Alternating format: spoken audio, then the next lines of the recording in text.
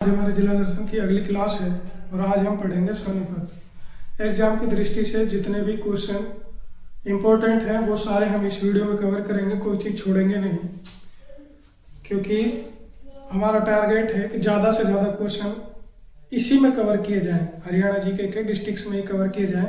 बाकी जो बचेंगे उनको बाद में अलग अलग टॉपिक्स की अलग अलग वीडियो डलेंगी, वो उनमें कवर हो जाएंगे। लेकिन हमारी ज़्यादातर कोशिश है कि क्वेश्चन ज़्यादातर जीके के इसी में कवर हो जाए, तो इसलिए सारी चीज़ें हम डिटेल से पढ़ेंगे और सीक्वेंस में पढ़ेंगे, क्योंकि सीक्वेंस से पढ़ने से एक अच्छी बात ये होती है कि आसानी से याद हो जाते हैं।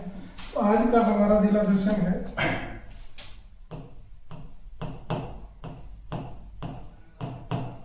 सोनीपत।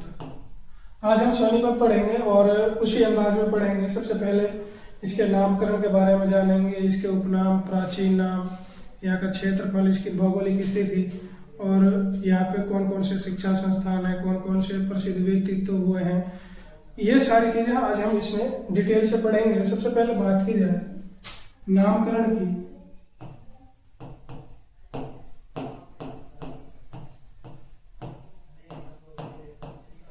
सोनीपत का नामकरण बताया जाता है श्रवण कुमार के नाम पर।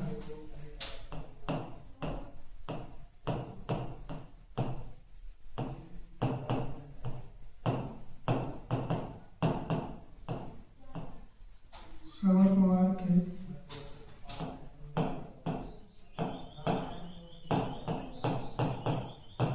नाम पर रखा गया। श्रवण कुमार को आप सभी जानते हैं, जिसने अपने माता पिता को कंधे पर रख करके, तराजू में रख करके भ्रमण करवाया था और दशरथ ने उसको मार दिया था। ऐसा बताया जाता है कि सोनीपत में आने के बाद में फिर उसने आगे जाने से मना कर दिया था। तो ये थी इसके नामकरण की बात। अब हम बात करते हैं कि इसका प्राचीन नाम क्या है।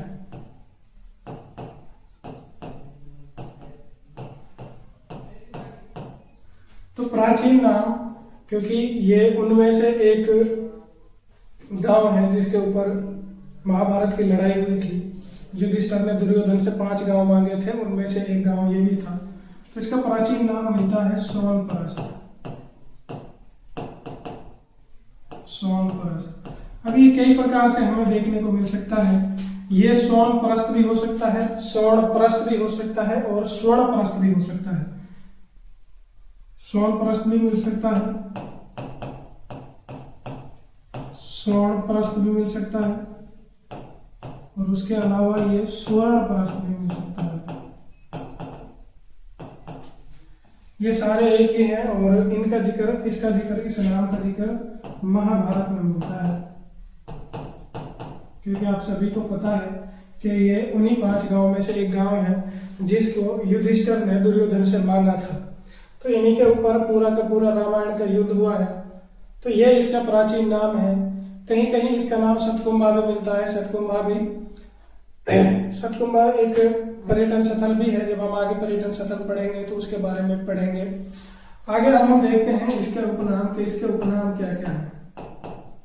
उपनाम मतलब कि सोनीपत के अलावा किन किन नामों से जाना जाता है। एक तो इसको गोल्डन सिटी के नाम से जाना जाता है, गोल्डन सिटी या स्वर्ण शहर या सोने का शहर रहा होगा किसी टाइम में। उसके अलावा इसको एजुकेशन सिटी भी कहा जाता है, एजुकेशन सिटी। ये याद रखना है, इससे कंफ्यूज नहीं होना है, क्योंकि हमने रोहतक को भी पढ़ा है। उसको रोहतक को एजुकेशन हब ऑफ हरियाणा कहा जाता है, इसको एजुकेशन सिटी कहा जाता है। ये एकमात्र ऐसा है जिसमें 6 यूनिवर्सिटीज हैं, तो इसलिए इसको एजुकेशन सिटी कहा जाता है। उसके अलावा इसको एटलस सिटी भी बोला जाता है, एटलस सिटी, या फिर आप साइकिल सिटी भी बोल सकते हैं, क्योंकि एटलस की साइकिल यहाँ पे बहुत ज्यादा बनती थी और उनका जो उद्योग है बहुत फेमस था, इसलिए इसको एटलस सिटी या फिर साइकिल सिटी भी आप बोल सकते हैं, साइकिल सिटी। तो ये थे इसके उपनाम, जिसमें हमने बात की कि सोनीपत को सोनीपत के अलावा किन किन नामों से जाना जाता है। तो ये थे जिनके नाम, जिनके अलावा इनको जाना जाता है। चार नाम आप समझ सकते हैं कि सोनीपत को सोनीपत के अलावा इन नामों से जाना जाता है। अब हम बात करते हैं इसके गठन की कि हरियाणा में इसका गठन कब हुआ था।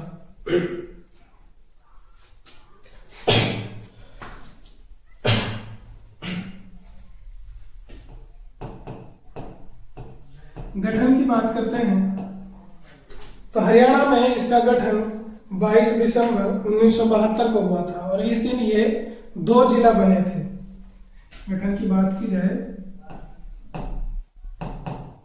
22 दिसंबर 1972 को इसका गठन हुआ था और उस दिन ये 2 जिला बने थे, सोनीपत और भिवानी। अगर हमसे पूछ लिया जाए कि सोनीपत किससे अलग होकर के बना था तो ये हमें याद रखना है कि ये रोहतक से अलग होकर के बना था।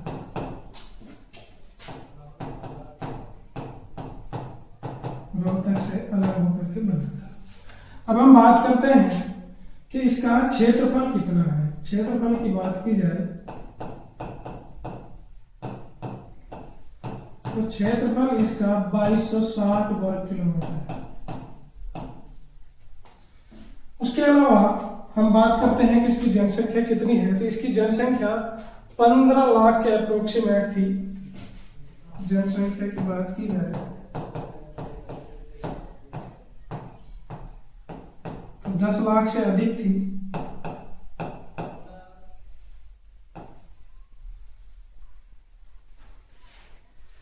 तो इसकी जो जनसंख्या थी वो 14,50,000 थी। इतनी इसकी जनसंख्या थी, या फिर आप कह सकते हैं कि 10 लाख से अधिक, 10 लाख से और अधिक। और ये जनसंख्या है जो ये 2011 की जनगणना के अकॉर्डिंग हम देखते हैं, क्योंकि उसके बाद तो जनगणना हुई नहीं है, तो हम 2011 की जनगणना के अकॉर्डिंग देखते हैं। तो यहाँ पे हमने देखा सोनीपत का नाम सोनीपत क्यों पड़ा, इसका प्राचीन नाम क्या है, इसके उपनाम क्या है, गठन कब हुआ और किस जिले से अलग होकर के बना था। उसके अलावा इसकी जनसंख्या कितनी है, ये सारी चीजें हमने देखी। अब हम बात करेंगे कि यहाँ पर विधानसभा सीटें कौन कौन सी हैं।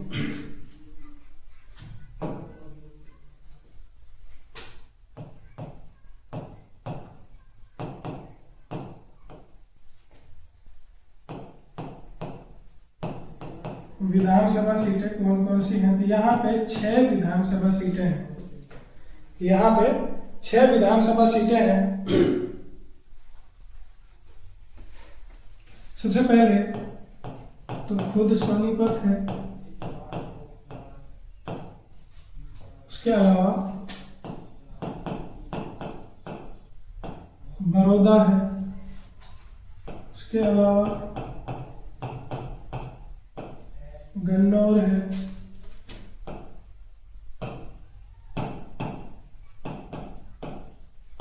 एक खरखोदा है। सोनीपत, बड़ौदा, गन्नौर, खरखोदा, उसके अलावा राई और गोहाना है। राई और गोहाना है। ये यहाँ पर 6 विधानसभा सीटें हैं। अब हम बात करेंगे इसके तहसीलों की, तो तहसील यहाँ पे 4 है।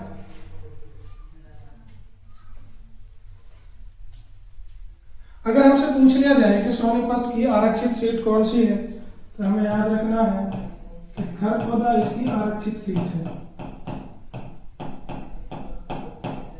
आरक्षित सीट है इसकी खरखोदा। अब हम बात करते हैं यहाँ पे तहसील की।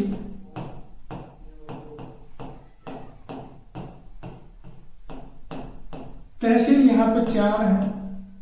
सबसे पहले तो है सोनीपत, उसके अलावा है गन्नौर, खरखोदा और गोहाना। ये 4 यहाँ पे तहसीलें हैं। अब बात करते हैं हम उप तहसील की। तहसील यहाँ पर दो है, दो तहसील हैं, एक तो है राई, और दूसरी है खानपुर कला।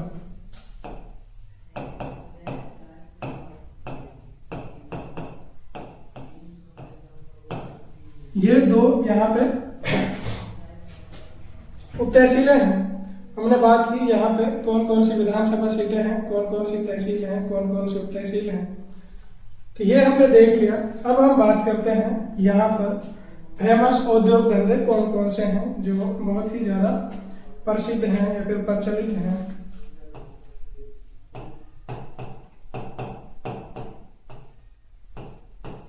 औद्योग की बात की जाए तो सबसे पहले हम देखेंगे कि यहाँ की जिसके बारे में हमने आगे भी पहले भी जिसके नाम पर इसका उपनाम भी पढ़ा है, तो हम सबसे पहले बात करेंगे साइकिल उद्योग की।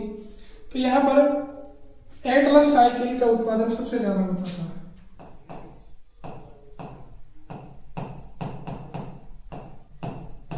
एटलस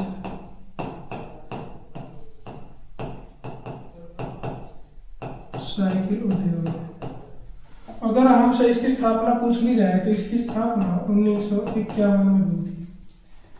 ये याद रखना है कि इसकी स्थापना 1951 में हुई थी, लेकिन यहाँ पर उत्पादन 1952 में स्टार्ट हुआ था। 1952 में यहाँ पे उत्पादन स्टार्ट हुआ था। और उसके अलावा क्योंकि यहाँ का जो साइकिल उद्योग है इसी वजह से ज़्यादा फेमस है, क्योंकि ये सिर्फ नेशनली नहीं इंटरनेशनल भी यहाँ से साइकिलें जाती थी, क्योंकि पूरी दुनिया में साइकिल यहाँ से जाती थी, इसीलिए इसकी वजह से इसका नाम साइकिल सिटी या फिर एटलस सिटी पड़ा था। और अगर हमसे पूछ लिया जाए कि विदेश में इनका निर्यात कब होना शुरू हुआ था, ये भी हमें याद रखना है। निर्यात इसका 1958 में स्टार्ट किया गया था, साइकिलों को विदेश भेजना। उसके अलावा अगर हमसे पूछ लिया जाए कि इसके संस्थापक कौन थे,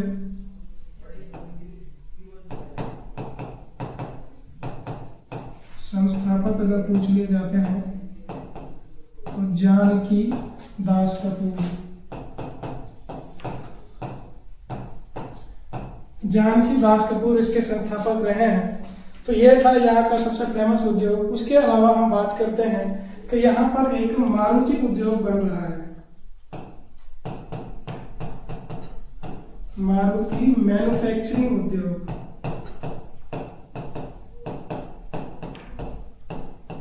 बनाया जा रहा है, मारुति की मैन्युफैक्चरिंग यूनिट बनाई जा रही है यहाँ पर, और ये खरखोदा में बनाया जा रहा है। इसकी खास बात क्या है, ऐसा बताया जा रहा है कि ये भारत का सबसे बड़ा प्लांट लगाया जाएगा और ये भारत का तीसरा प्लांट है, तीसरी यूनिट है ये। पहली की बात की जाए तो पहली गुरुग्राम में है और दूसरी गुजरात में है। गुरुग्राम में है और दूसरी गुजरात में है।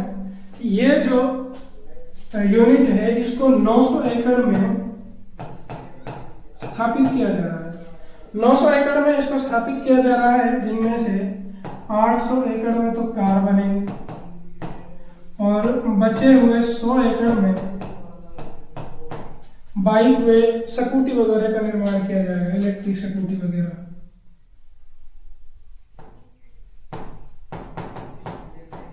बाइक एंड स्कूटी का निर्माण किया जाएगा इसमें, तो इस लिहाज से यह भी बहुत इंपॉर्टेंट है। उसके अलावा बात करते हैं कि यहाँ पर एक रेल कोच फैक्ट्री भी प्रस्तावित है, अभी तक काम शायद वो बनी नहीं है, तो ये भी याद रखना है। रेल कोच फैक्ट्री ये भी प्रस्तावित है और ये बड़ी गांव में बननी है, ये बड़ी गांव में बननी है। उसके अलावा बात की जाए तो यहाँ पर याकुल्ट प्राइवेट लिमिटेड एक कंपनी है जो एक पेय पदार्थ बनाती जाती है। याकुल्ट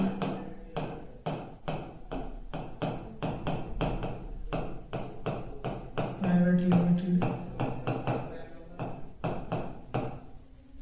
उसके अलावा बात की जाए तो यहाँ पर एक बहुत बड़ी मसाला मंडी भी है।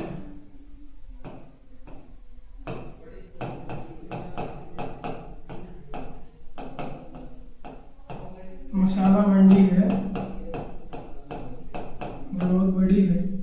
उसके अलावा यहाँ पर एक फल और सब्जी मंडी भी है, जिसको आप हॉर्टिकल्चर मंडी भी बोल सकते हैं। और ये ऐसा बताया जाता है कि एशिया की सबसे बड़ी है।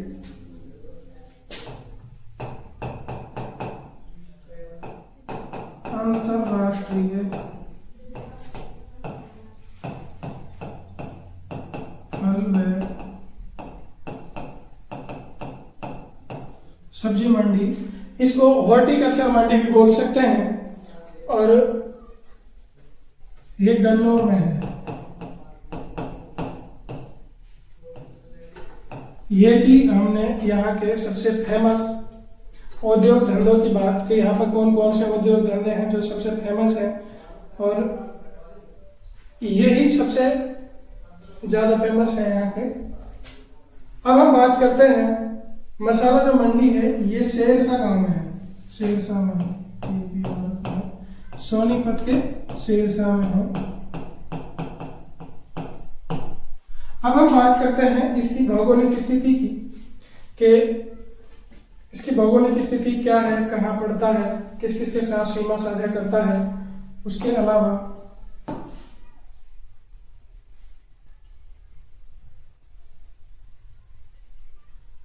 अलावा हम देखेंगे कि यहाँ पे कौन सी मिट्टी पाई जाती है, कौन सी फसल यहाँ पे उगाई जाती है। उसके अलावा कौन कौन से नेशनल हाईवे यहाँ से गुजरते हैं, ये सारी चीजें हम देखेंगे।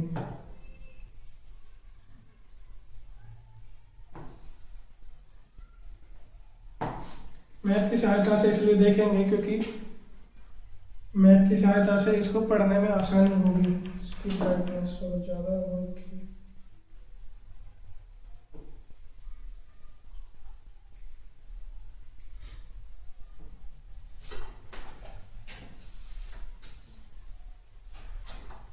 तो ये रहा हमारा सोनीपत।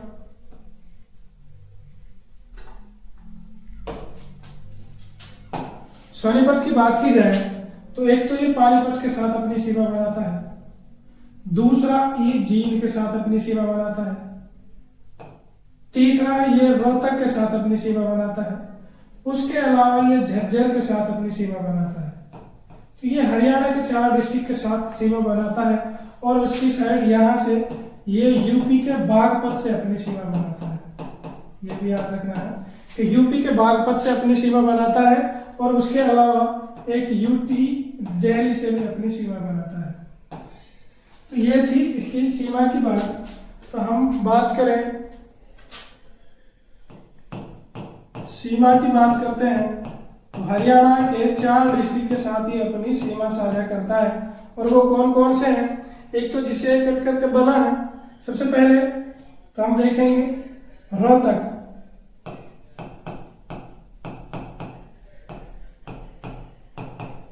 रोहतक, पानीपत,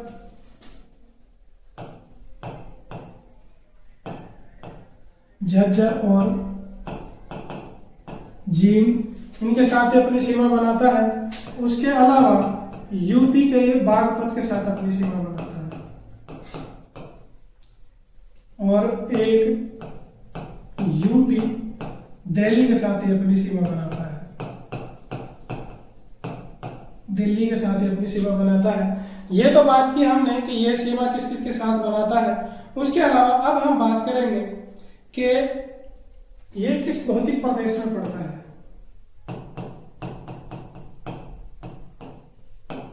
अगर भौतिक प्रदेश की बात की जाए तो ये कछार भौतिक प्रदेश में पड़ता है। उसके अलावा हम बात करते हैं कि यहाँ पे मृदा कौन सी पाई जाती है। मृदा यहाँ पे जलोढ़ पाई जाती है, जलोढ़ मृदा पाई जाती है। अब जलोढ़ मृदा दो प्रकार की होती है, एक तो होती है बांगर, आप सभी को पता है, और दूसरी है खादर। तो यहाँ पर दोनों प्रकार की मृदा पाई जाती है, क्योंकि यहाँ से अगर हम देखें, यहाँ से नदी कौन से निकलती है, तो यहाँ से नदी निकलती है यमुना नदी, यमुना नदी निकलती है। अब नदी के किनारे किनारे यहाँ पर खादर मृदा मिलेगी और दूसरी साइड खादर मिलेगी। तो ये थी यहाँ की मिट्टी की बात। अब हम बात करते हैं कि यहाँ पर प्रमुख फसलें कौन कौन सी उगाई जाती हैं, या फिर कोई ऐसी फसल भी है जो प्रदेश में सर्वाधिक यहीं पे उगाई जाती है। तो उन सारी चीजों के बारे में हम बात करेंगे। अगर यहाँ की प्रमुख फसलों की बात की जाए, प्रमुख फसलों की अगर बात की जाए तो यहाँ पे 3 प्रमुख फसलें उगाई जाती हैं। एक तो है कपास, एक है चावल और एक है गेहूं। कपास, गेहूं और चावल। उसके अलावा बात की जाए कि प्रदेश में सर्वाधिक फसलें कौन कौन सी उगाई जाती हैं, प्रदेश में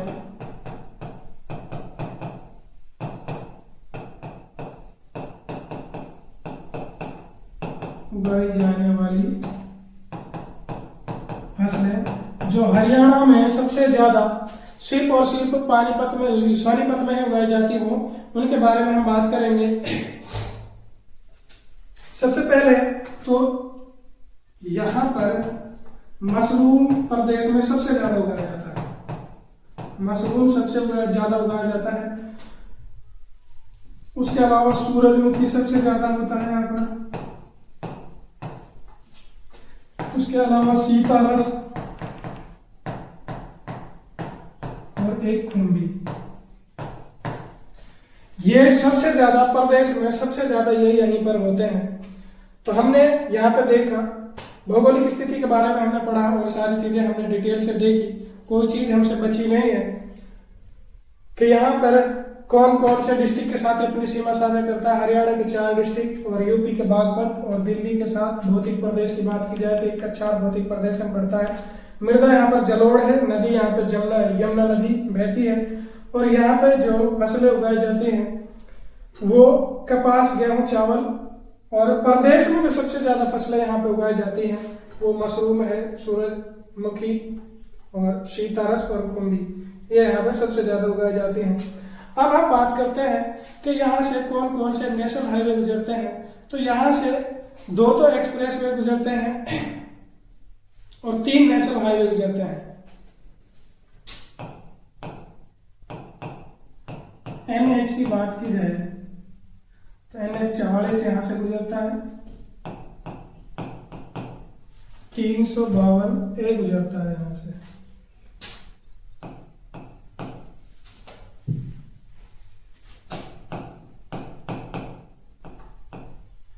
352 ए गुजरता है और 709 गुजरता है।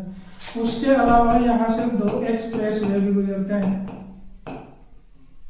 और वो है KMP और KGP। 2 एक्सप्रेस वे भी गुजरते हैं यहाँ से, KMP और KGP। अब हम थोड़ा सा इसके इतिहास के बारे में बात करते हैं, क्योंकि जितना भी इसका इतिहास है बहुत ज़्यादा नहीं है, लेकिन जितना भी है उसके बारे में बात करेंगे, क्योंकि हमें कोई चीज़ ऐसी नहीं छोड़नी है जो एग्जाम की दृष्टि से इम्पोर्टेंट हो। तो चाहे जितना हो, बहुत ज़्यादा इतिहास इसका रहा नहीं है, लेकिन उसके बारे में जो है बात करते हैं।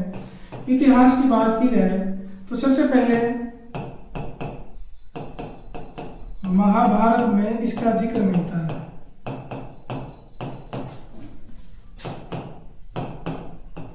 इसका जिक्र सोनप्रस्थ के नाम से मिलता है।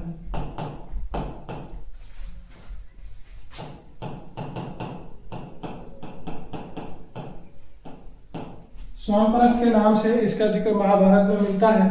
उसके अलावा यहाँ से हर्षवर्धन के अभिलेख भी मिले हैं।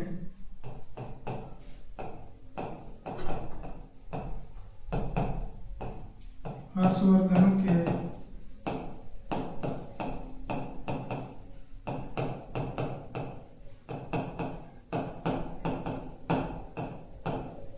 मुद्रा अभिलेख मिले हैं। और उसके अलावा बात की जाए तो यहाँ से एक विष्णु जी की लेटी हुई मूर्ति भी मिली है फिजिलपुर से।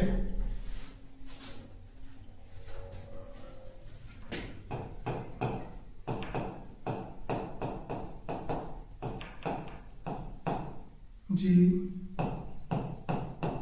की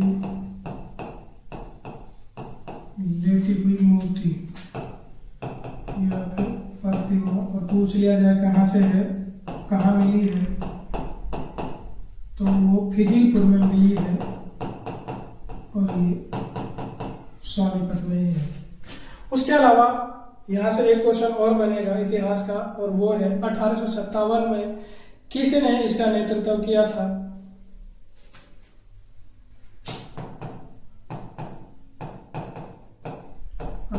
सत्तावन में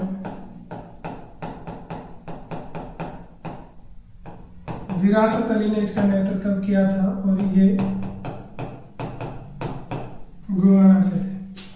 तो ये बात की हमने इसके इतिहास के बारे में, जो एग्जाम की दृष्टि से इम्पोर्टेंट था, वो हमने पढ़ लिया। अब हम बात करेंगे यहाँ पे मंदिर की। मंदिर भी यहाँ पे बहुत ज़्यादा नहीं है, मंदिर भी यहाँ पे 2 या 3 है मोस्टली मंदिर।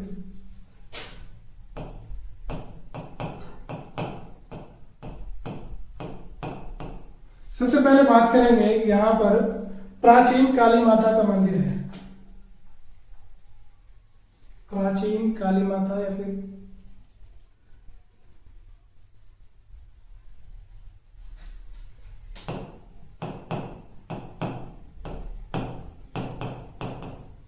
प्राचीन काली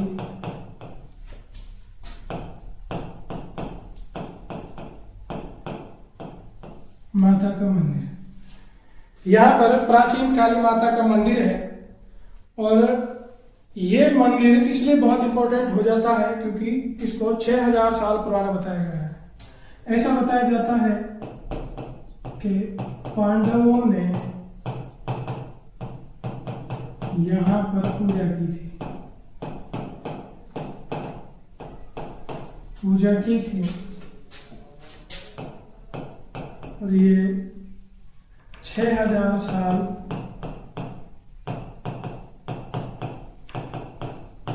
पुराना मंदिर है। इसका 2 बार पुनर्निर्माण करवाया जा चुका है। इसका 2 बार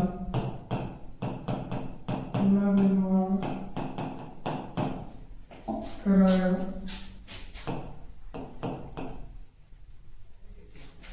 जा चुका है।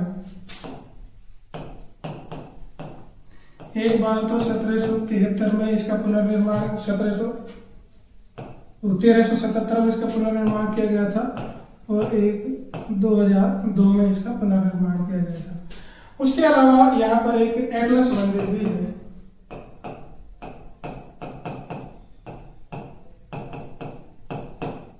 एटलस मंदिर, और अगर हमसे पूछ लिया जाए ये किसको समर्पित है, तो ये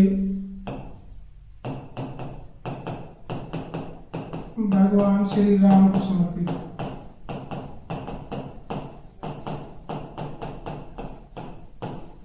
श्री राम को समर्पित है।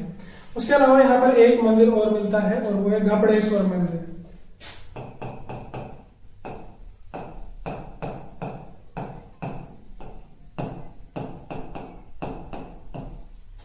तो ये थे यहाँ पर वो मंदिर जो एग्जाम की दृष्टि से इम्पोर्टेंट थे, हमने वो सारे ही पढ़ लिए। अब हम बात करेंगे कि यहाँ पे मेले कौन कौन से लगते हैं। मेलों के बारे में हम देखेंगे। सबसे पहले सतकुंभा का मेला लगता है यहाँ पर।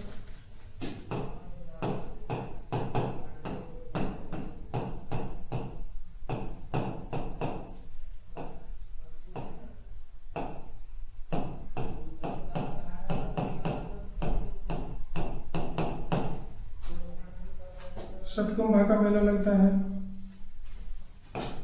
उसके अलावा जिंदा बाबा का मेला लगता है।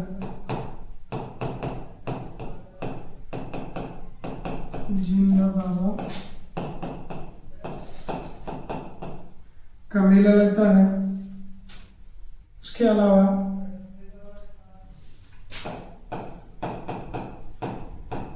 बाबा नगर बालकनाथ का मेला लगता है।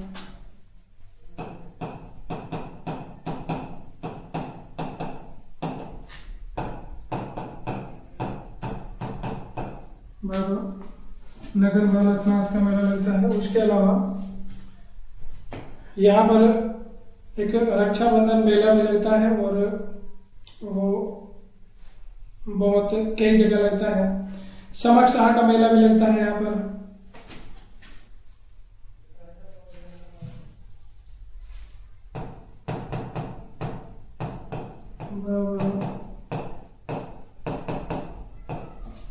समक शाह का मेला। उसके अलावा यहाँ पर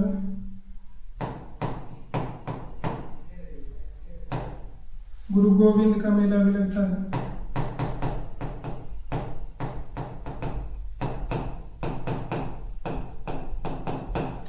उसके अलावा यहाँ पर रक्षाबंधन का मेला भी लगता है।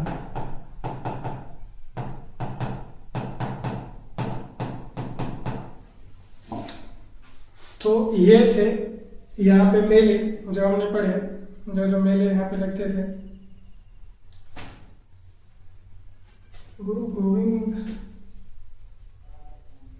गुरु गोविंद का मेला नहीं लगता यहाँ पे, बाबा नानक देव का मेला लगता है। सॉरी मिस्टेक हुई। गुरु नानक देव का मेला। तो यहाँ पे ये मंदिर और ये मेले हमने देखे। अब हम बात करते हैं कि यहाँ पे कौन कौन से शिक्षा संस्थान मिलते हैं, क्योंकि इसको एजुकेशन सिटी के नाम से जाना जाता है। तो जो जो शिक्षा संस्थान है यहाँ पे मिलते हैं उन सब के बारे में हम बात करेंगे।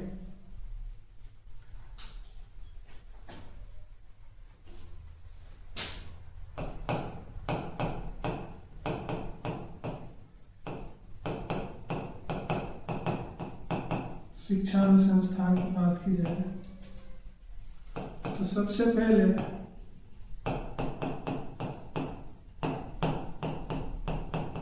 भगत फूल सिंह महिला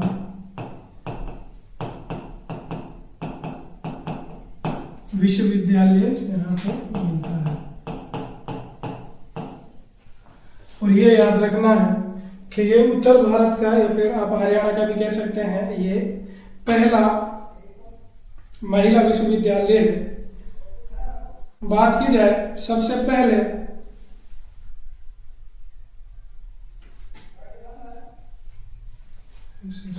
सोनीपत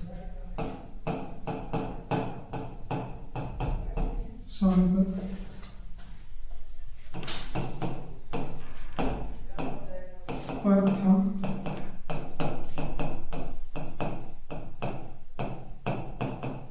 महिला विश्वविद्यालय है। उसके अलावा बात की जाए तो सबसे पहले इसको कन्या गुरुकुल के रूप में बनाया गया था।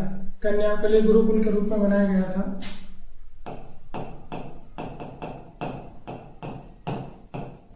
सबसे पहले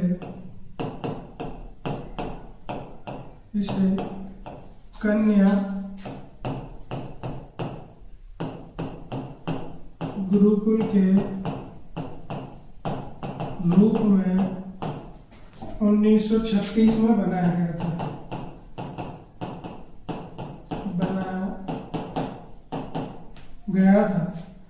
उसके बाद में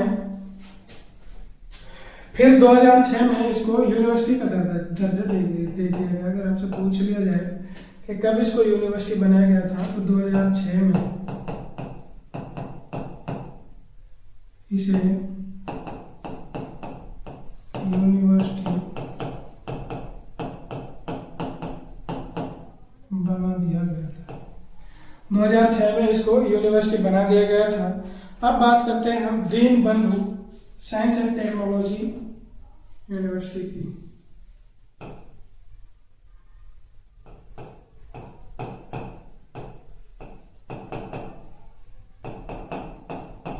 Chandu sir Chhotu Ram,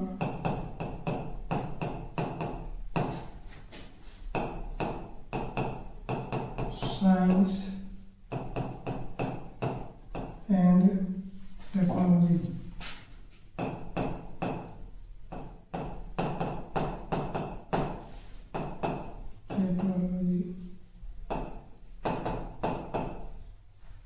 science and technology university. और सबसे पहले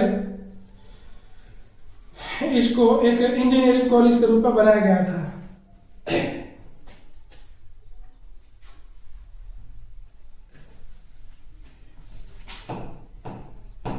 इसको 2006 में यूनिवर्सिटी का दर्जा दिया गया था। और अगर हमसे पूछ लिया जाए ये कहाँ पर है, तो हमें याद रखना है कि ये मुरथल में है।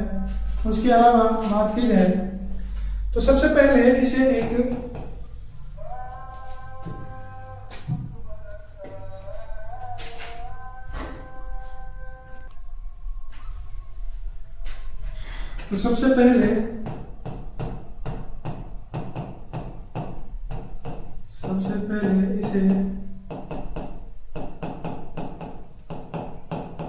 इंजीनियरिंग कॉलेज के रूप में बनाया गया था।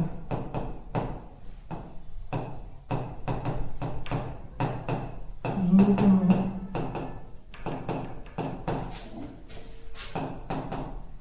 बनाया गया। अगर हमसे पूछ ले कब बनाया गया तो 1986-87 में इसको बनाया गया था। और ये प्रथम सरकारी कॉलेज था हरियाणा का, ये भी याद रखना है।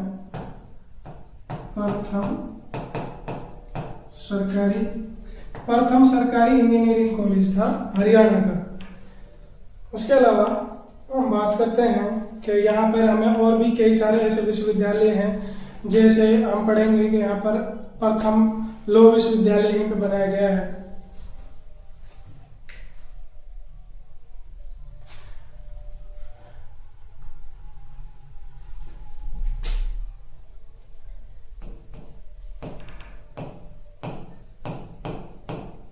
प्रथम कानून विश्वविद्यालय, लॉ विश्वविद्यालय बोल सकते हैं।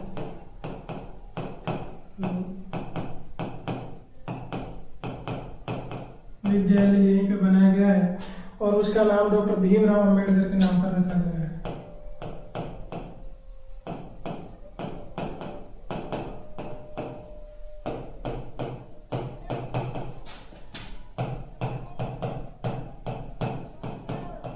ये सोनीपत में है। उसके अलावा यहाँ पर ओपी जिंदल यूनिवर्सिटी है।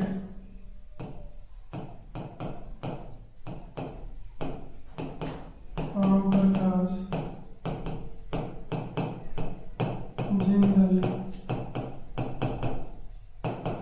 ग्लोबल यूनिवर्सिटी भी यहीं पर है। और अगर हमसे इसकी स्थापना पूछ ली जाए तो इसकी स्थापना 2009 में की गई थी।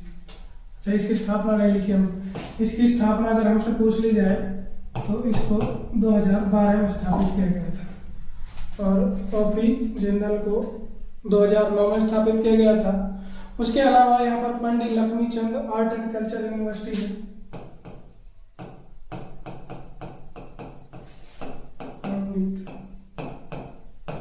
Laxmichand art and culture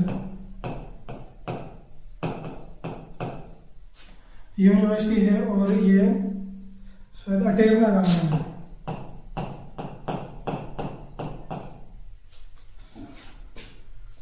Pandit Lakshmichand art and culture university है। उसके अलावा वर्ल्ड यूनिट ऑफ डिजाइन है यहाँ पर।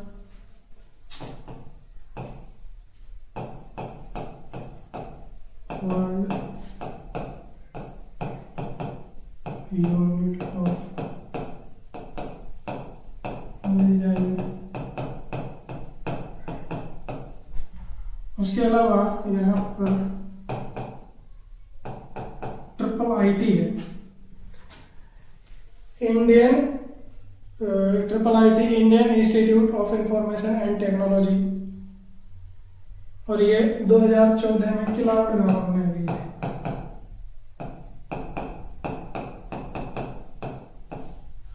लाहौर में बनाई गई है। इंडियन, इसकी ट्रिपल आईटी की इंफॉर्मेशन है, Indian institute of information and technology. उसके अलावा यहाँ पर मोतीलाल स्पोर्ट्स स्कूल भी है।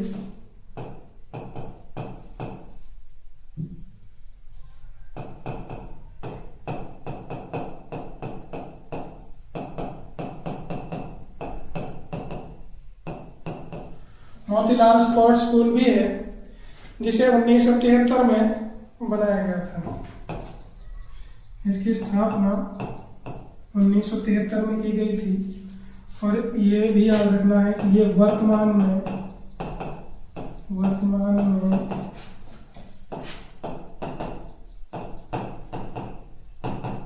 ये खेल यूनिवर्सिटी है। वर्तमान में ये खेल यूनिवर्सिटी है, इसके बारे में याद रखना है।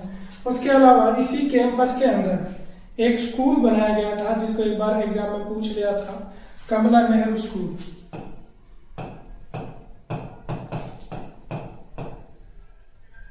कमला नेहरू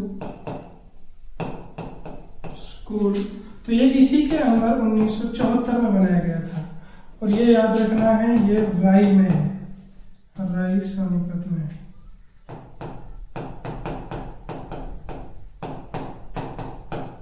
ये राई में है और ये इंडिया की दूसरी खेल यूनिवर्सिटी है। उसके अलावा यहाँ पर अशोका यूनिवर्सिटी भी है।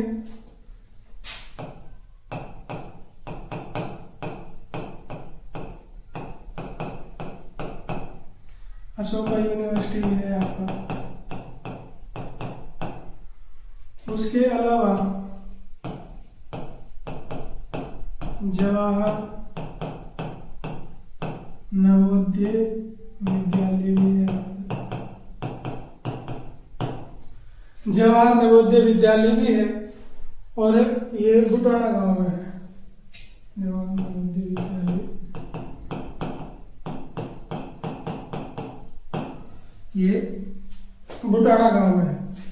तो यहाँ पे जितने भी इम्पोर्टेंट शिक्षा संस्थान थे हमने सारे ही पढ़ लिए। अब हम बात करेंगे कि यहाँ पर कौन कौन से पर्यटन स्थल पाए जाते हैं। पर्यटन स्थल के बारे में हम बात करेंगे।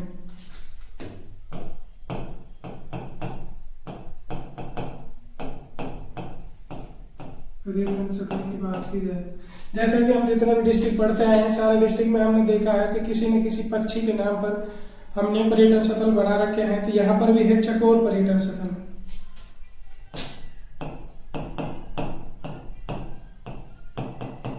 चकोर पर्यटन स्थल।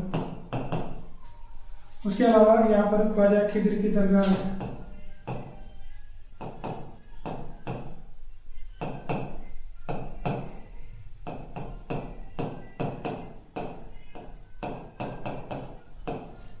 ख्वाजा खिजर की दरगाह है यहाँ पर।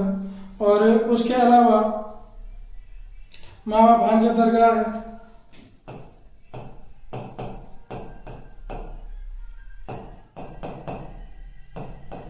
मामा भांजा दरगाह है। इसके बारे में ऐसा बताया जाता है कि ये जो मामा है ये किसी घायल अवस्था में यहाँ पे पहुंचा था, जिस जगह पे बनाया गया है।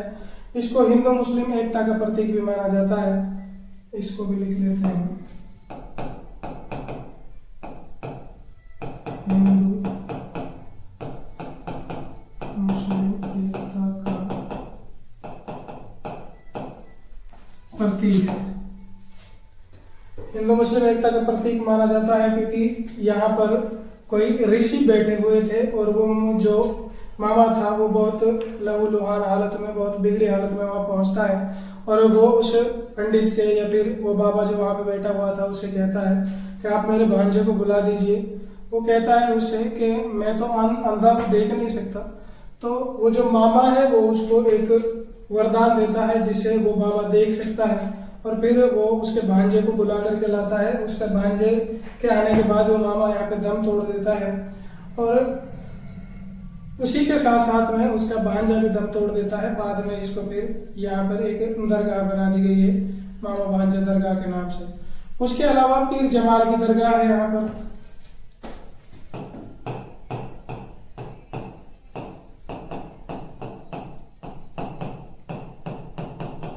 पीर जमाल की दरगाह है। उसके अलावा यहाँ पर अकबरी दरवाजा है बरोटा में।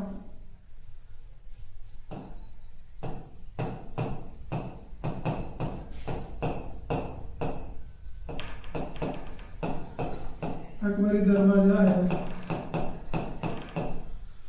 बरोटा में है। उसके अलावा यहाँ पर एक एथनिक इंडिया पर्यटन स्थल भी है।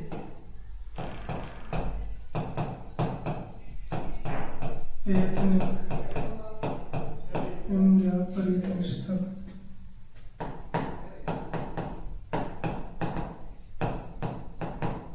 एथनिक इंडिया पर्यटन स्थल भी है यहाँ पर।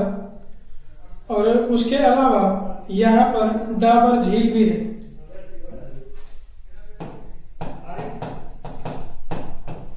डाबर झील भी है यहाँ पर और ये मुरथड़ में है। मुरथड़ में है। उसके अलावा यहाँ पर गोहाना का किला भी है।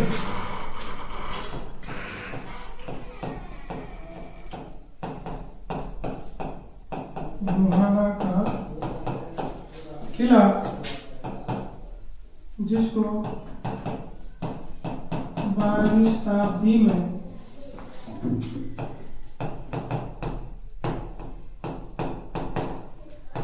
पृथ्वीराज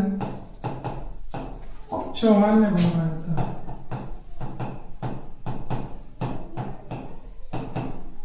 था। और इस किले को पृथ्वीराज चौहान ने अपने सेनापति के लिए बनवाया था। तो ये थे यहाँ पर जितने भी इम्पोर्टेंट पर्यटन स्थल थे वो हमने सारे ही पढ़ लिए हैं। आगे हम देखेंगे कि यहाँ पर कौन कौन से प्रसिद्ध व्यक्तित्व हुए हैं, उनके बारे में सारी चीजें डिटेल से जानेंगे।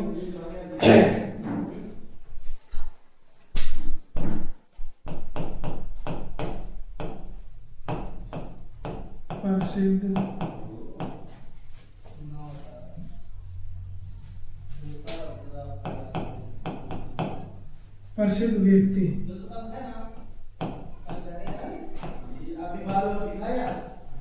सबसे पहले हम बात करेंगे पंडित लक्ष्मी चंद की, जो यहाँ के बहुत ही फेमस व्यक्ति हुए हैं।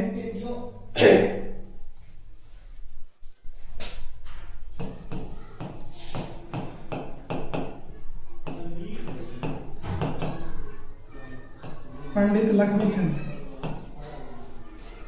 लक्ष्मी चंद है, ये एक सांगी हुए हैं और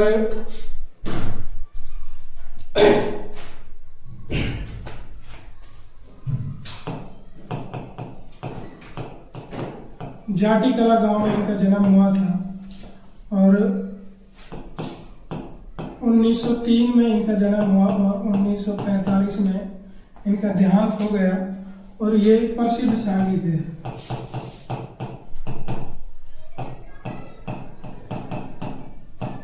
ऐसा बताया जाता है ये पढ़े लिखे नहीं थे, अनपढ़ थे, लेकिन जब ये स्टेज पे चढ़ जाते थे तो पता नहीं कहाँ से इनके पास ज्ञान आता था।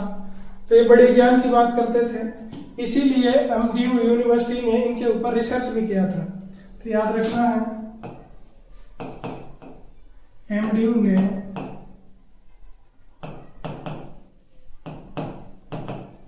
लक्ष्मी चंद पर रिसर्च करने का कार्य किया था।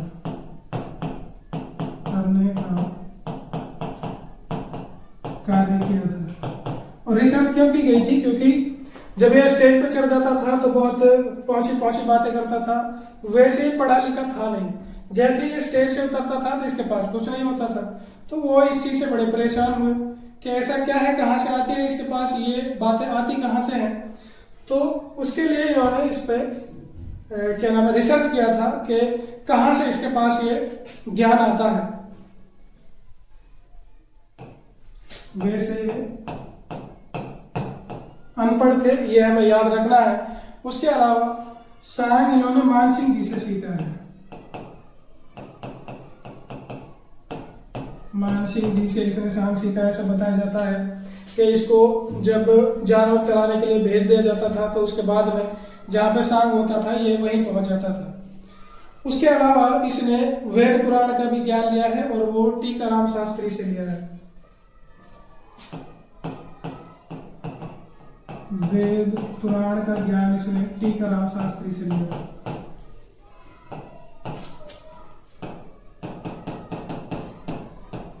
टीकाराम शास्त्री से इसने वेद पुराण का ज्ञान लिया है। उसके अलावा बात की जाए तो यहाँ से बाजे भगत भी हैं, ये भी एक प्रसिद्ध सांगी हुए हैं।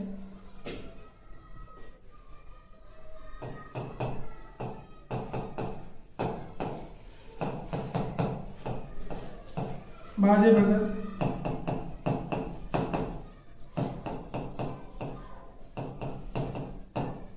ये भी एक प्रसिद्ध सांगी हुए हैं। उसके अलावा मेजर होशियार सिंह है यहां से।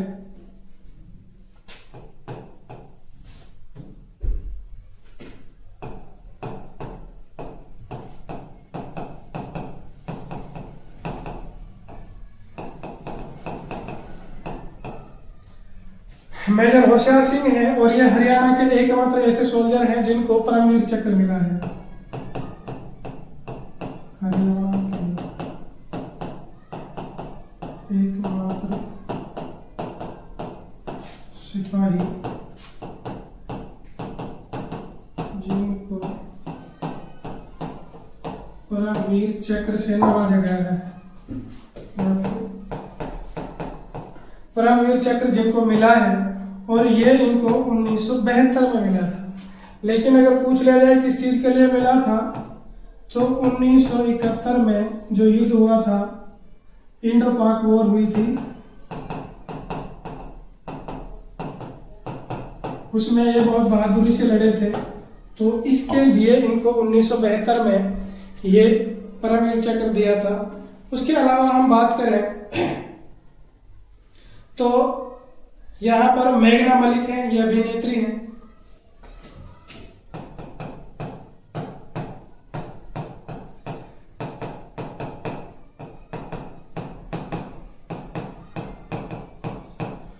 मेघना मलिक हैं, अभिनेत्री हैं, इनका भी रिश्ता यहीं से है। उसके अलावा मीमांसा मलिक है, एक पत्रकार है।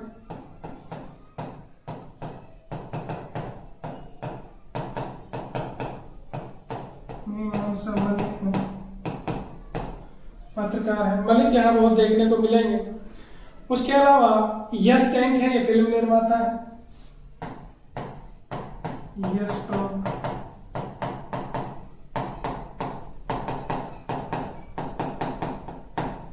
फिल्म निर्माता है। उसके अलावा बात करें तो यहाँ से रवि दहिया है।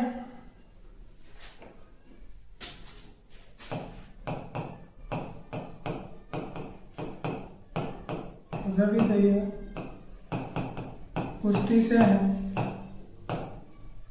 2020 में इसने रजत पदक जीता था ओलंपिक में।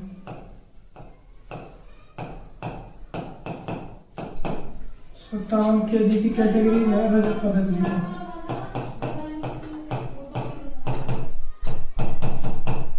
रजत पदक जीता था ओलंपिक में। उसके अलावा बात की जाए तो यहां से योगेंद्र दत्त हैं।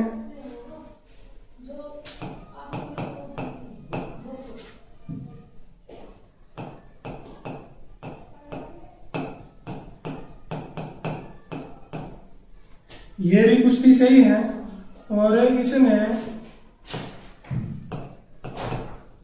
60 केजी की कैटेगरी में इसने भी एक मेडल जीता था, कांस्य पदक जीता था इसने।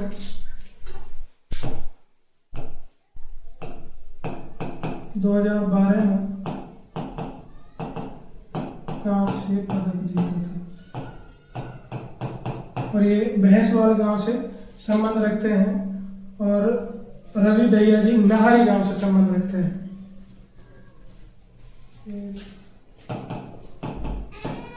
नाहरी गांव से संबंध रखते हैं, भैंसवाल गांव से संबंध रखते हैं। उसके अलावा बात की जाए तो यहाँ से एक दो और हैं जो कुश्ती से संबंध रखते हैं। उसके अलावा पंडित मांगेराम है यहाँ से, जो बहुत प्रसिद्ध कवि हुए हैं।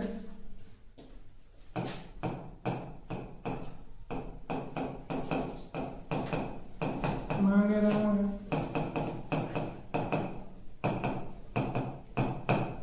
ये बहुत प्रसिद्ध कवि हुए हैं और इनका भी संबंध सोनीपत से ही है। उसके अलावा जाट मेजर सिंह है यहाँ से,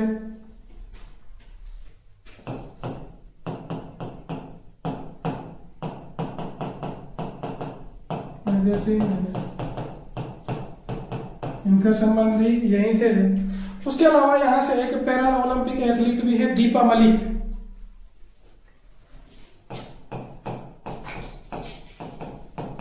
दीपा मलिक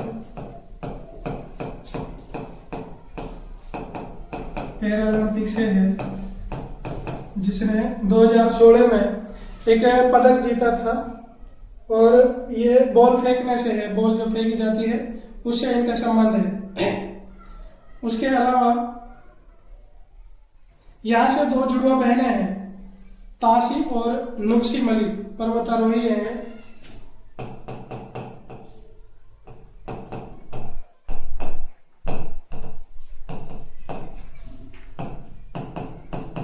नुक्सी मलिक ये पर्वतारोही है, और पूरे विश्व में प्रथम ऐसी महिलाएं हैं या फिर जुड़वा बहनें हैं जिन्होंने एवरेस्ट को फतेह किया है।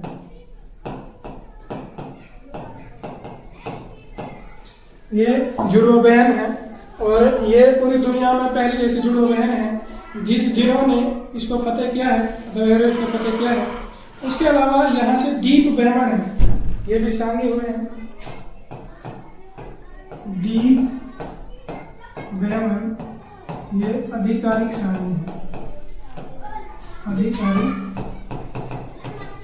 सांगी है क्योंकि अंग्रेजों ने इसको आधिकारिक सांगी बना दिया था। ऐसा बताया जाता है कि फर्स्ट वर्ल्ड वॉर में इसने बहुत सारे सैनिकों को अंग्रेजी सेना में भर्ती करने के लिए उकसाया था। ये इस प्रकार के सांग क्या करते थे जिसमें बहादुरी रस होता था, वीर रस जिनमें होता था, और उसके अलावा फिर ये इनमें कहीं ना कहीं हास्य रस भी मिला देते थे। तो एक ये थे यहाँ पर। तो ये था हमारा सोनीपत। उसके अलावा कुछ ऐसे पॉइंट बचते हैं जिनके बारे में हमें और बात करनी है, जैसे यहाँ से मूलचंद जैन बचते हैं।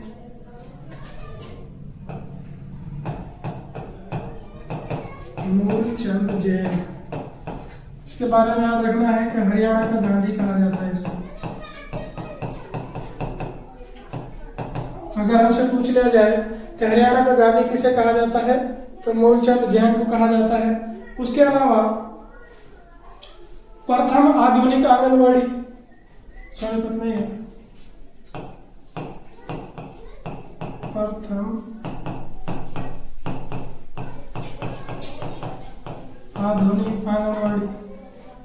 उसके अलावा प्रदेश में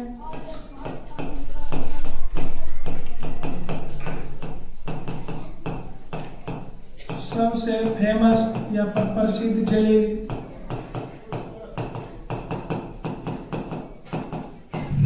तो ये गोहाना में है। उसके अलावा बात की जाए प्रदेश में प्रथम बियर फैक्ट्री तो ये मुरथल में लगाई गई थी। प्रथम बियर फैक्ट्री मुरथल में लगाई गई थी। उसके अलावा बात की जाए भार तोलने वाली मशीनों का निर्माण यही किया जाता है।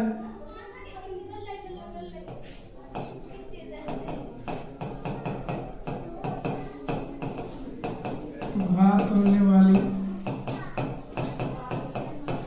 मशीनों का निर्माण ये भी सोनीपत में किया जाता है। उसके अलावा बात की जाए तो प्रदेश की सबसे बड़ी इलेक्ट्रॉनिक मंडी क्या नाम है मार्केट भी यही बनाई गई है। उसके अलावा हरियाणा की पुरुष हॉकी अकादमी एकमात्र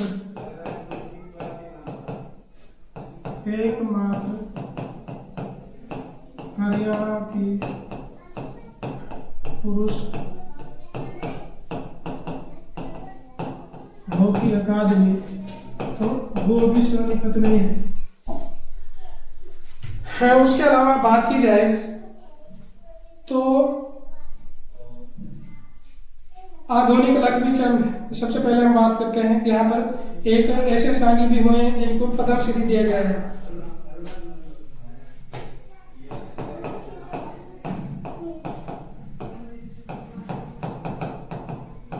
एकमात्र सांगी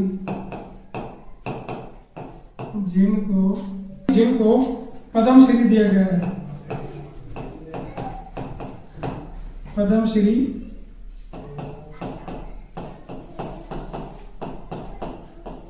दिया गया है।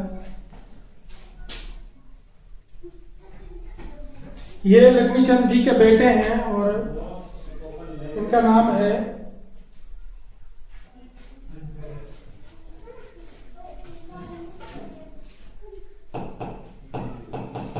तुलाराम कौशिक और ये लक्ष्मीचंद के बेटे हैं।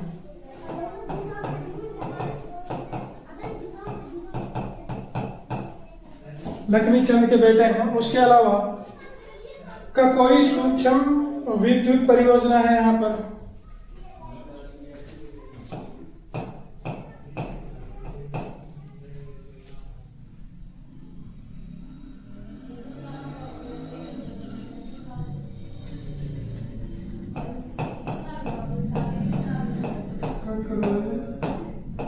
सूक्ष्म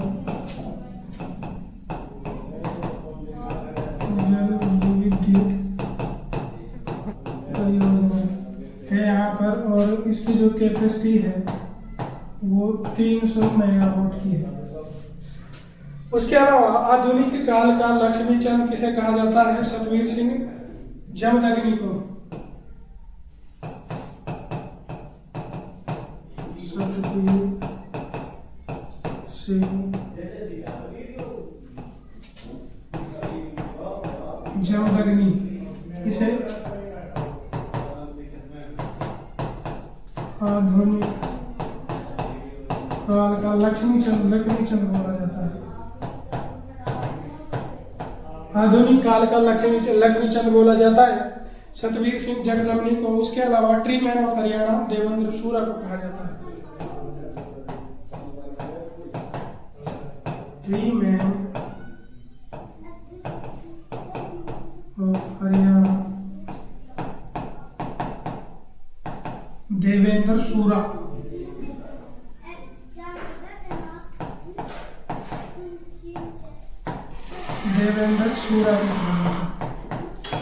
तो ये था हमारा सोनीपत, जिसके बारे में हमने हर चीज डिटेल से पढ़ी जो एग्जाम की दृष्टि से इम्पोर्टेंट थी। कोई चीज हमने छोड़ी नहीं। एक बार इसका रिवीजन कर लेते हैं कि हमने क्या क्या इसमें पढ़ा है। सबसे पहले हमने देखा है कि सोनीपत का नाम सोनीपत क्यों पड़ा। श्रवण कुमार के नाम पे इसका नाम सोनीपत पड़ा है। प्राचीन नाम इसका सोनप्रस्थ है। उपनाम गोल्डन सिटी, एजुकेशन सिटी या फिर एटलस सिटी। गठन इसका 1972 में हुआ था और ये 2 जिले बने थे एक साथ में। उसके अलावा जनसंख्या इसकी 10 लाख से अधिक थी, 15 लाख के लमसम थी। विधानसभा सीट यहाँ पे 6 हैं, 4 तहसीलें हैं, 2 उप तहसील। उद्योग धंधों की बात की जाए तो सबसे फेमस उद्योग धंधा है यहाँ का एटलिस साइकिल उद्योग, जिसको 1951 में लगाया गया था और उत्पादन 1952 में स्टार्ट किया गया था। और निर्यात की बात की जाए तो 1958 में निर्यात करना स्टार्ट किया गया था। जानकीदास कपूर के द्वारा इसकी स्थापना की गई थी। उसके अलावा मारुति मैन्युफैक्चरिंग उद्योग है जिसे खरगोदा में लगाया जा रहा है और ये तीसरी मैन्युफैक्चरिंग यूनिट है। पहली गुड़गांव में है, दूसरी गुजरात में है और इसे 900 एकड़ में बनाया जा रहा है। 800 एकड़ में कारें बनेंगी, 100 एकड़ में बाइक और स्कूटी वगैरह इस तरह की चीजें बनाई जाएंगी। यहाँ पे रेल कोच फैक्ट्री भी प्रस्तावित है जो बड़ी गांव गन्नौर में है। यहाँ पर याकुल्ट प्राइवेट लिमिटेड कंपनी भी है। एक मसाला मंडी है यहाँ पर शेरशाह गांव में और अंतर्राष्ट्रीय फल सब्जी मंडी भी है। आप इसको हॉर्टिकल्चर मंडी के नाम से भी बोल सकते हैं। उसके अलावा हमने परिस्थिति की बात की तो ये हरियाणा के 4 डिस्ट्रिक्ट के साथ अपनी सीमा साझा करता है। उसके अलावा यूपी के बागपत और एक दिल्ली के साथ अपनी सीमा साझा करता है। कच्छार भौतिक प्रदेश में पड़ता है। मिलता यहाँ पर जलोढ़ पाई जाती है, नदी यमुना नदी है। प्रमुख फसल यहाँ की कपास, गेहूं और चावल है और प्रदेश में सर्वाधिक उगाई जाने वाली फसलें यहाँ पर मशरूम, सूरजमुखी, सीतारस और खुम्बी है। उसके अलावा बात की जाए यहाँ से 3 नेशनल हाईवे गुजरते हैं, 2 एक्सप्रेस वे गुजरते हैं। इतिहास की बात की जाए तो बहुत ज़्यादा लंबा चौड़ा इसका इतिहास है नहीं, जितना इतिहास मिला है वो जितना इतिहास है पढ़ने लायक है वो हमने पढ़ा है। उसके अलावा बात करते हैं यहाँ पे कौन कौन से मंदिर हैं। तो यहाँ पर 3-4 मंदिर हैं। यहाँ पर सबसे प्राचीन काली माता का मंदिर है, जिसमें बताया जाता है कि पांडवों ने यहाँ पर पूजा की थी और ये 600 साल पुराना है। उसके अलावा एटलस मंदिर, गपड़ेश्वर मंदिर, और मैं उसके बाद हमने मेलों की बात की। आगे हमने देखा कि यहाँ पे कौन कौन से शिक्षा संस्थान है। भगतपुर सिंह महिला विश्वविद्यालय है, ये प्रदेश का पहला विश्वविद्यालय है और सबसे पहले इसे कन्या गुरुकुल के रूप में बनाया गया था 1936 में, और 2006 में इसको यूनिवर्सिटी का दर्जा दे दिया गया। उसके अलावा Deenbandhu sir Chhoturam science and technology university है, जिसको 2006 में मुल्तान में बनाया गया था और सबसे पहले इसे इंजीनियरिंग कॉलेज के रूप में बनाया गया था, जो प्रदेश की पहली सरकारी इंजीनियरिंग कॉलेज थी। उसके अलावा यहाँ पर प्रथम लौह विश्वविद्यालय बनाया गया है 2012 में। यहाँ पर ओपी जिंदल ग्लोबल यूनिवर्सिटी भी है, Pandit Lakshmichand art and culture university भी है, वर्ल्ड यूनिट ऑफ डिजाइन भी है, IIIT भी है, मोतीलाल नेहरू स्पोर्ट्स स्कूल जो आज के टाइम पर स्पोर्ट्स यूनिवर्सिटी है, अशोका यूनिवर्सिटी है, और यहाँ पर एक जवाहर नवोदय विद्यालय है। उसके बाद हमने पर्यटन स्थल देखे, चकोर पर्यटन स्थल, ख्वाजा खिजर की दरगाह, मामा भांजा दरगाह, पीर जमाल की दरगाह, अकबरी दरवाजा, और एथनिक इंडिया पर्यटन स्थल भी है, डाबर झील भी है, और गुहाना का किला भी है, जिसको पृथ्वीराज चौहान ने 12वीं सदी में अपने सेनापति के लिए बनवाया था। फिर हमने प्रसिद्ध व्यक्तित्व की बात की। पंडित लक्ष्मीचंद जो 1903 में पैदा हुए, 1945 में उनका देहांत हो गया, प्रसिद्ध सांगीत है। MDO ने इनके ऊपर रिसर्च भी किया था, वैसे तो अनपढ़ थे, लेकिन इसने मान सिंह से साम सीखा था और टीकाराम जी से वेद पुराणों का ज्ञान भी लिया था। बागेराम भगत हैं यहाँ से, वो भी प्रसिद्ध सांगी हैं। उसके अलावा मेजर होशियार सिंह है, जो हरियाणा के एकमात्र है जिनको परमवीर चक्र मिला है, एकमात्र फौजी हैं जिनको परमवीर चक्र मिला है, और 1971 में इंडो पाक वॉर के लिए इनको ये चक्र दिया गया है और 1975 में इसको दिया गया था। उसके अलावा मेघना मलिक है, मिसास मलिक है, यश टोंक है। उसके अलावा हमने बात की रवि दहिया है, जिन्होंने एक रजत पदक जीता है, कुश्ती से संबंध रखते हैं। योगेंद्र दत्त है, इन्होंने भी पदक जीता है। मांगेराम प्रसिद्ध कवि है, जाट मेजर सिंह है, दीपा मलिक है, पैरा ओलंपिक में इन्होंने भी एक ओलंपिक जीता है, ओलंपिक नहीं पदक जीता है। उसके अलावा ताशी और नुक्शी मलिक पर्वतारोही है, जुड़वा बहन है।